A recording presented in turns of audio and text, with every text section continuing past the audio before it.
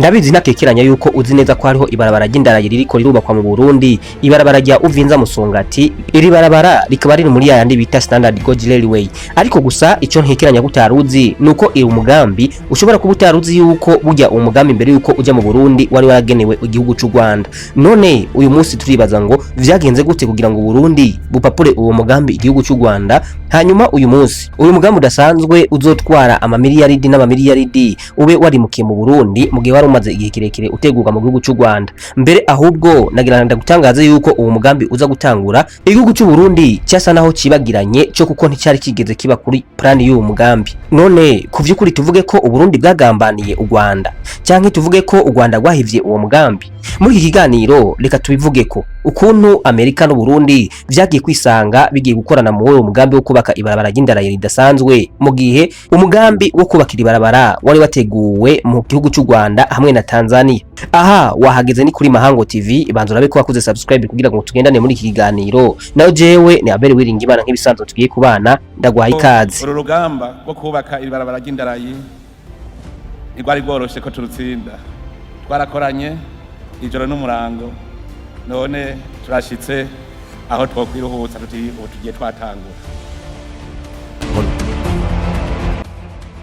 Mu bisanzwe ibarabara ry'indarayi ari ryo Standard Gauge Railway ryatanguye kuvugwa mu gihugu cy'u Rwanda mu mwaka wa 2018, niho u Rwanda hamwe na Tanzania bumvikanye ku buryo butabanduka ko bagomba kubaka ibarabara ry'indarayi rizova muri Tanzania kugira mu Rwanda, rizoba rihuza Rusaka hamwe na Kigali. Muri gahunda yo kubaka iri barabara kandi vyavugwa ko iri barabara rizoba rica mu bice vy'amajyaruguru bishira uburengerazuba bwa Tanzania, rikagenda rigashika ku mupaka wa Rusumo, rikagenda rikabandanya mu turere twa Karehe, Ngoma, Bugesera, mbere rigahinguka Kigali. Aha rero kugira ngo wumve uwo mugambi ukuntu wari umaze kugera kure, Tanzania yo yari imaze kubaka igice cyawo aho yari yaramaze kumera nk'iyiheraheza igice cya Rusaka. Ku vy'ukuri birumvikana yuko aho u Rwanda rwari rwaramaze kwitegura nago ko ariko rugomba rufatireho kugira ngo rugubake igice cyago naho. Kandi mu vyagaragarira amaso nuko u Rwanda nago rwari rwaramaze guheza kwitegura no gutegura aho iryo barabara ry'indarayi rizoca. Ntakubeshe natangwe ndakubwira yuko u Burundi busa n'ubwapapuye uwo mugambi igihugu cy'u Rwanda kugira ngo u Burundi abe aribwo rugubakwamwo barabara ry'indarayi. Ehe nawe ni wumve muri uwo mugambi nakubwiye wari hagati y'igihugu ca Tanzania n'u Rwanda, ntantu na hamwe hari haranditswemwo igihugu cy'u Burundi. Mu bihugu byose iryo barabara vyavugwa yuko rizocamwo, ntantu na hamwe hari handitswemwo igihugu cy'u Burundi. Iryo barabara ryavuga yuko rizova muri Tanzania rikaja mu Rwanda hanyuma rikabandanya no muri Kongo. Aha niho duherera twibaza ngo none tuvuge yuko u Burundi bwacinye mu Rwanda hanyuma rugaheza rugapapura uwo mugambi kugira ngo iryo barabara ry'indarayi ryubakwe mu Burundi. Uyu ni president w'igihugu cy'u Burundi igihe batangura ibikorwa byo kubaka iryo barabara ry'indarayi mu gihugu cy'u Burundi. Mu ijambo ryiwe ati nakanyamuneza kuko uwo mugambi wo kubaka ibarabara ry'indarayi winjiye neza muri ya mbono kazoza y'u Burundi buteye imbere. Mu bisanzwe umugambi wo kubaka iri barabara ry'indarayi ari ryo Standard Gauge Railway ifashwe mu mugongo ni Banki ya Afrika ya Development ariyo AFDP. Ariko nubwo bimeze gutya, Amerika niyo ibiri nyuma byose kubera ko niyo ifise n'imitahe minini cyane. Birumvikana yuko rero umugambi nk'uyu utoshoboka mu gihugu cy'u Burundi, Amerika itabifise mu kuboko kandi kunini. Ibi kandi bikaba binasobanura yuko Amerika ari nayo ifise imigabane minini cyane kandi muri iyo banke. Aka kantu ntukibagire kubera ko turaza kugakoresha hanyuma. Mu bisanzwe uko vyatanguye nuku mu myaka minshi iheze atari myinshi cyane, tuvugereranije nk'imyaka 4 gusa, Amerika yafata igihugu cy'u Rwanda nk'igihugu gito ariko nyabuna gishobora kuba ikiraro kugira ngo kibafashe kuronka amabuye y'agaciro ari muri Kongo. Akwari kubera ko Amerika yabona igihugu cy'u Rwanda nk'igihugu gitekanye kandi kimaze kugera kure mu vyerekeye amahinguriro ashobora guhingura amabuye y'agaciro imbere yuko ajanwa mu gihugu ca Leta Zunze Ubumwe za Amerika. Bityo rero amabuye ari kuva muri Kongo agahitira mu Rwanda hanyuma agatunganwa ivyibanze hanyuma akabandanya agenda muri Leta Zunze Ubumwe za Amerika. Ibi rero birumvikana neza yuko ari amanyanga Leta Zunze Ubumwe za Amerika yari ishatse gukora kugira ngo vyumvikane ko Amerika itwara amabuye y'agaciro iyakuye muri Kongo ariko mu buryo buciye mu muco. Ibi rero yabikora kandi kugira ngo ashobore kuba afise icemezo cyaho aya mabuye y'agaciro yaturutse, Certificate of Origin. Mu bisanzwe Amerika yoyo ifise imigambi yayo kubera yuko ibishaka kugurisha mu mabuye y'agaciro afise aho yaturutse, arico cacete nakubwiye cyitwa Certificate of Origin. No kuvuga ngo yari kugenda kugurisha nko ku nganda nka Apple hamwe na Tesla ubwo rero byari kuba bitishe amategeko mpuzamahanga, na cyane cyane ko igihugu cya Kongo cyagiye cyagiriza izo nganda Tesla hamwe na Apple ko zagiye zigura amabuye y'agaciro ariko bidaciye mu muco. Ibi rero vyatuma igihugu cya Amerika bitagihesha agaciro. Aha nibaza ko ndagusobanuriye neza icitwa certificate origin ico kimaze. Ibi rero ni navyo vyatumye bisuguma igihugu cya Amerika muri kano karere gushiraho icitwa blockchain kugira ngo bizoze bihuza ibirombe by'amabuye y'agaciro nka Mosha hamwe na Twinkwavu. Aha rero hari mu mugambi w'uko Amerika yashaka kumenya niba koko amabuye y'agaciro u Rwanda runungika mu mahanga aba yavuye mu birombe by'u Rwanda. Aha no kwibutsa yuko Amerika yafata u Rwanda nk'umufatanyabikorwa mwiza wa mbere, ari nayo mpamvu Amerika yifuza yuko rya barabara ry'indarayi natanguye ndakubarira ryoca mu Rwanda kubera ko ari naho hari hafi gusafirisha ubutare buvuye muri Kongo buja mu Rwanda byaba byoroshe cyane, na cyane cyane yuko mu Rwanda hariho za kampuni nakubwiye zishobora guhingura ubutare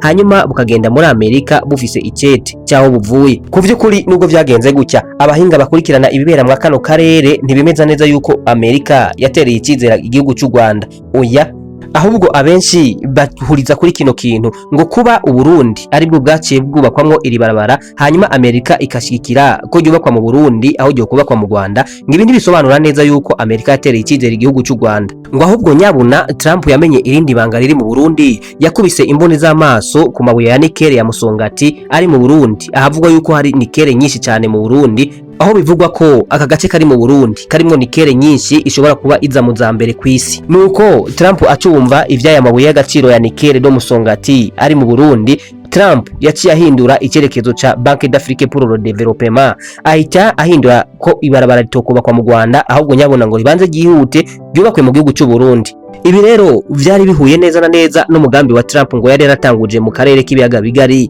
uwo bita Project Fort. Ibyo tuza kugaruka ko mu mwanya uza. Umva kano kantu, itariki 2 z'ukwezi kwa kabiri mu mwaka wa 2026 nyene Trump yashizeho umugambi wa Project Fort. Iki kintu ushobora kubuta cumva neza, ariko ubu n'ububiko bunini cyane kandi buzoba bukomeye cyane bw'amabuye y'agaciro Amerika izoba ifise ngaha mu karere k'ibiyaga bigari mu myaka iri imbere. Ubu rero bisobanuye yuko Amerika itifuza kuzoziragura amabuye y'agaciro yakuye muri Afrika canke yakuye mu Bushinwa canke ahandi hose ku isi, kubera ko Amerika burya mu mugambi yayo yaramaze kubona neza ko Afrika umunsi umwe izoba yarateye imbere hanyuma ikaza irakenera nayo ayo mabuye y'agaciro, bitazoba bicoroshe cyane ko iyakura muri Afrika iyajyana iwabo muri Amerika. Ni mwiyo ntumbero rero Amerika yahisemwo gukora ikintu kinini cyane ariyo Project Fort yo kugira ngo igire ububiko bw'amabuye y'agaciro ku buryo bw'uko n'igihe amabuye y'agaciro atazoba kiboneka neza muri Afrika cyangwa ahandi hose ku isi, Amerika izoba ifise ayo yigwijije ko menshi cyane yivye muri Afrika cyangwa ayo yaguze nyene nkuko twobivuga. Ibi kandi Amerika yashatse kubikora ngo imbere y'ibindi bihugu byose kugira ngo n'igihe amabuye y'agaciro azoba yarabuze atakiboneka ku isi, Amerika izoba ifise ububiko bukwiye bw'amabuye y'agaciro, izo kwame ariyo gihugu cya mbere gikomeye ku isi gusumba ibindi vyose. Ibi rero mpejeje kukubwira vyajanye neza na neza n'umugambi Amerika yashize imbere wo kubaka amabarabara y'indarayi mu bihugu byose kugira ngo vyorohe ukuntu batwara amabuye y'agaciro bitabagoye. Ku vy'ukuri Trump akigaruka ku butegetsi, itegeko rya mbere yahise yihutira gusinya ni itegeko ryitwa ngo Unleashing America Energy. Iri rero ni itegeko rimwemerera gusinya gushaka kugabanya amakori hamwe no gutanga impusha ku makampuni yose asanzwe akorera mu gihugu cya Leta Zunze Ubumwe za Amerika. Ariko ngaha nagira kubwire yuko atari inganda izarizo zose, oya nyabuna nizangane zisanzwe zikoresha aya mabuye y'agaciro gusa, kandi uyu mugambi nagira nkubwire yuko bawushizemwo imiliyari zirenga 11 z'amadolari ya Leta Zunze Ubumwe za Amerika. Izi miliyari rero zizoba zifise akazi ko kubaka ubwo bubiko bw'amabuye y'agaciro kandi bikazokubakwa mu bihugu byose bisanzwe vyimba amabuye y'agaciro. Ibi rero bikaba vyumvikanisha ingene igihugu cy'u Burundi cisanze ari kimwe mu bihugu vyo muri Afrika bigomba kubakwamwo ibarabara ry'indarayi kugira ngo Amerika izoronke ukuntu itwara ubutare ibukuye mu Burundi, aribwo bwa butare nakubwiye bwa nikele do Musongati. Kuko rero nagumye ndabigaruka ko hariho inganda zimwe zimwe zikorera mu gihugu cya Leta Zunze Ubumwe za Amerika zagabanijwe amakori, aha twavuga nka Tesla ya Elon Musk, General Motors hamwe na Apple n'izindi. Ibi Trump yari yarabibaze neza arabimenya ko azovyungukiramwo, no kuvuga ko yakoroye amakori kuri izo nganda zikorera muri Leta Zunze Ubumwe za Amerika, ariko cyane cyane zikoresha amabuye y'agaciro kugira ngo zizoze zigurira amabuye y'agaciro muri wa mugambi wa Trump wa Project Fort. kandi rero ntiwibaze yuko ibi Amerika yabikoze nkaho itabibona, ahubwo nyabuna Amerika yabikoze bibona neza kandi yasizemo ibiharuro bidasanzwe, kuko ibi byose yabikoze kugira ngo ku isoko ry'amabuye y'agaciro ibashe guhangana n'Ubushinwa busanzwe bumeze nkaho bwigaruye amabuye yose yo muri Afrika. Niba utavyemeye nkubwire, waruzi yuko Ubushinwa bugenzura 80% by'amabuye yose yimbwa muri Kongo. Aha rero impamvu Ubushinwa bushobora kuba bwarigaruriye ibirombwe byose hafi ya byose byo muri Afrika nuko Ubushinwa bufise hafi ya 87% by'inganda zose zitunganya ubutare buri muri Afrika. Gusa rero mu ntambara Amerika iriko iragerageza gutera Ubushinwa bw'amabuye y'agaciro, Ubushinwa nabwo ntibwicaye namba habe na gato. Ariko rero nakubwiye yuko Ubushinwa busanzwe bufise 87% by'inganda zose ziri ku isi zitunganya amabuye y'agaciro. Ibi rero vyumvikanisha neza yuko Amerika igifise urugendo rurerure kugira ngo izoshikire aho Ubushinwa bugeze mu vyerekeye gutunganya amabuye y'agaciro. Ariko kandi niba utavyumva neza, ibi birumvikanisha neza yuko mu isi ya none amabuye y'agaciro yabaye nk'imoteri yo gutwara isi. Ariko kandi ikindi nagira nkubwire nuko wogenda umenye yuko muri Afrika ariho hava amabuye y'agaciro akenewe cyane ku isi gusumba handi hose. Mu gihe rero isi y'uno munsi iri kiragerageza guhagarika gukoresha ibikomoka kuri petroli hamwe n'amazutu, birumvikana neza yuko ibi zifashishwa ari amabuye y'agaciro. Aha rero bisobanura ko umugabane wa Afrika ari ufise urufunguruzo rwo gutsinda ubwo rugamba. Icyo ukwiye kumenya nuko nka cobalt ikoreshwa ku kigero ca 70% yose mw'isi iva mu gihugu ca Kongo, kandi nagira nkubwire yuko atabateri y'imodoka uzopfa rose mu gihe iyi cobalt yabuze. Uburyo rero Ubushinwa bwigarurira amabuye y'agaciro muri Afrika n'uburyo butangaje cyane. Burya Ubushinwa bukoresha ubwenge budasanzwe kubera ko bukoresha guha ingurane yoroheje ibihugu byinshi byo muri Afrika, ndetse rimwe na rimwe bukaza bukubaka nk'amashure, amabarabara, ibitaro. Iyo rero bishitse bakaba baraguhaye ideni kugira ngo ugishure, bakubwira ko ari byiza ko uha uburenganzira amakompanyi yabo yo kuyimba ubutare, ukabihera ibirombwe nabo bakimbira ubutare. Ku vy'ukuri mu myaka 20 iheze amakompanyi yo mu Burayi hamwe nayo muri Amerika yagiye agabanya cyane gushira imitahe mu makompanyi yumba ubutare muri Afrika, kubera ko iyi migabane yose haba muri Amerika hamwe no mu Burayi bavuga yuko muri Afrika umutekano usa nk'ari ntawo. Aya rero yari amahirwe adasanzwe ku gihugu cy'Ubushinwa, kubera yuko icyo gihe Ubushinwa bwaciye bufatirana hanyuma buza kwisanga aribwo bufise ibirombwe hafi ya byose byo muri Afrika. Wibuke ko nakubwiye yuko Ubushinwa ari nabwo busanzwe bufise umahinguriro menshi atunganya ubutare muri Afrika. Ibi rero uyu munsi nivyo Amerika iri kiragwanya, kubera ko yabonye ko yibeshe igihe yarika gushira imitahe muri Afrika ngo hari umutekano muke, mu gihe Ubushinwa bwatimbishije. None uyu munsi akaba ari bwo buramutswa ibirombwe hafi ya byose byo muri Afrika. Uyu munsi rero inkuru ziriwe zicana cyane ku mu binyamakuru zavuze ko Uburundi bushobora kuba bwasinyiraniye ayandi masezerano mashasha na Amerika, ariko na cyane cyane hagati y'kompanyi zisanzwe zikora ubucuruzi bw'amabuye y'agaciro. Aha ngo hari mu ntumbero kugira ngo bateze imbere kimwe mu bibanza binini cyane byimbwamwo amabuye y'agaciro mu Burundi. Aha rero leta zunze za Amerika zivuga yuko iki gikorwa kizofasha cyane gukomeza uru ruhererekane rwo guhana amabuye y'agaciro. Gusinya rero aya masezerano ngo vyabereye mu biro vya Amerika bijejwe imigenderanire n'andi makungu i Washington, aho umushikiranganje ajejwe ivy'ubudandaji n'ubutare n'agataka Hassan Kibeya yaserukiye Burundi mu gusinya amasezerano aha uburenganzira iyo kompanyi yo muri Amerika Vision Letters ku mugambi wa Nikeley Musongati nkuko bivugwa n'ibinyamakuru kandi vyo muri Amerika. Ivyo birori rero byari bihagarariwe n'umunyamabanga wa Amerika ajejwe ibibazo vya Afrika Sarah Totman. Leta ya Amerika ngaha ikabivuga yuko ayo masezerano ari intambwe ikomeye mu gukomeza imigenderanire hagati y'u Burundi na Amerika. Ariko kandi ngaha Washington na Gitega vyavuze yuko iyi ari intambwe ikomeye mu ruganda rw'amabuye y'agaciro. Muri ayo masezerano rero Live Zone Letters izohabwa uburenganzira bwo gutegura ubushakashatsi bw'amezi 18 bwo kugira ngo burabe aho ubwo butare buri no kuraba yuko uwo mugambi ushoboka. Ibi tukaba tubimenyeshwa n'ikinyamakuru gisanzwe gikora iby'ubutare no guhingura amabuye y'agaciro Mining Weekly. Ariko kandi ku rundi ruhande ikompanyi yo guhingura ubutare nayo yitwa Cobalt Metals nayo nyene ngo yarasinyiraniye amasezerano no Burundi kugira ngo ifashe Uburundi gushira ku buhinga bwa none amakuru yo kugira ngo idanaze ubutare bwayo. Uyu ngo izoba ari umugambi usanzwe ujejwe guteza imbere umugambi wo kwimba amabuye y'agaciro. Ariko kandi iyi kompanyi mu byo izofasha Burundi ngo no gushaka abagwiza tunga badasanzwe kugira ngo bazoze mu Burundi kugira ngo bakorane mu vyerekeye amabuye y'agaciro. Ariko cyane cyane ngaha azoba ari mu gisata ca Cobalt. Ibi byo rero bikaba byabaye inyuma gato yaho Hassan Kibeya aheruka muri Canada i Toronto. Aha hari mu kwezi kwa gatatu itariki 4 z'uyu mwaka nyene. Iki gihe Hassan Kibeya yava mu Toronto akaba ari naho hariko haraba inama y'abahinga badasanzwe mu vyerekeye amabuye y'agaciro PEDAC. Aha rero umugabo ajejwe ivy'amabuye y'agaciro muri Canada ariwe Chelo Abad yaraganiriye n'umushikiranganje w'u Burundi ariwe Hassan Kibeya. Aha rero mu byo baganiriye akaba ari gukomeza imigenderanire hagati ya Canada hamwe n'u Burundi, ariko mu gisata cyo kugira ngo bakorane mu vyerekeye amabuye y'agaciro hamwe no kongereza ubushobozi n'abahinga badasanzwe bofasha mu kugira ngo bimbe amabuye y'agaciro mu Burundi mu buryo bugezweho. Ariko rero reka ndagusubiza inyuma gato twibaze ikibazo, none ni kubera iki Amerika ishaka ku nabi n'ineza ubu butari bwa nikele buri mu Burundi? Mu bisanzwe dukurikije ubushakashatsi bwakozwe buvuga yuko nikele iri mu Burundi ari ubwa kabiri ku isi, ariko kandi bikavuga yuko Coltan iri mu Burundi ari ya gatandatu ku isi. Ahubwo tukiri ngaha banze ko imbere yuko ndandanya ndakwibuza akantu, waruzi yuko indege u Burundi bwatunze ubwa mbere bwayise Musongati. Aha rero ngo hari kubera ko ku musozi wa Rubara muri iyo komine ya Musongati, aha ni mu ntara ya Rutana ya kera, ngo mu myaka y'igihumbi kimwe n'amajana 1970 ngo niho hari hahejeje kuvumbugwa yuko hari ubutare bwa nikele bwiraye ku buryo budasanzwe. Aha rero niho u Burundi bwari buhejeje kuronka indege yabwo ya mbere yo mu bwoko bwa Caravelle.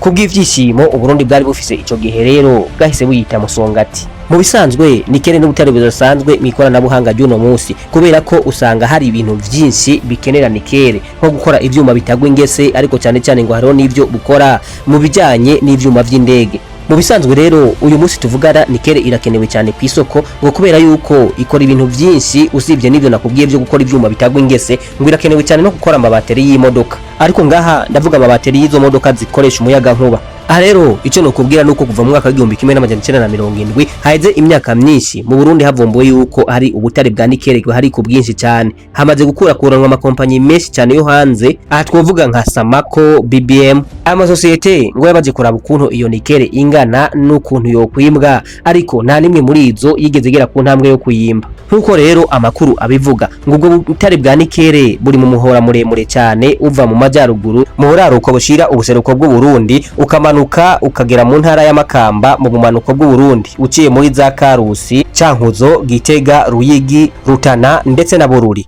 Aha rero ni mu ntara za kera, aho hose ivyigwa bimaze gukorwa vyerekana ubutare buriyo bwa nikele ukuntu bungana n'imyaka vyotwara kugira ngo bwimbwe. Aha rero amakuru dukesha ubushikiranganje bujejwe ivy'ubutare mu Burundi ni Musongati mu ntara ya Rutana muri komine Musongati. Ubushikiranganje bujejwe ivy'ubutare n'agataka mu Burundi bwagaragaje yuko hari amatoni imiliyoni 150 yo kwimbwa imyaka 25. Ahandi hamaze kuba ivyigwa ku ntambwe zitandukanye, naho ni inyabikere mu ntara ya Karusi. Aha ubushakashatsi bwerekanye yuko nikele iriyo ingana n'imiliyoni 46, waba Gitega hakaba ariyo miliyoni 35, hanyuma mukanda Gitega hakaba ariyo imiliyoni 11 n'ibihumbi 248.